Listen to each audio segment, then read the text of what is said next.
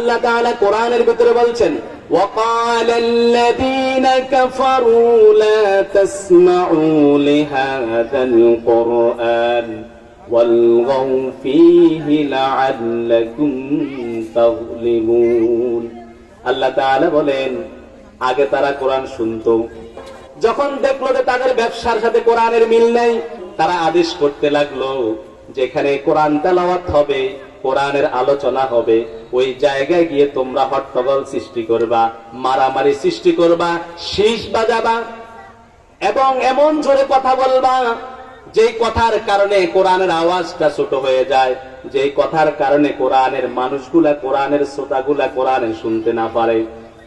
এমন আচরণ করবা, এমন ব্যবহার করবা, তারা যাতে তোমাদের উপরে জয়ী হতে না পারে, তোমরাই যাতে তাদের উপরে জয়ী হতে পারো। অতএব যারা কোরআনের বাধা দেয়, কোরআন শুনতে দেয় না, তারা কি মুসলমান? কথা বলেন।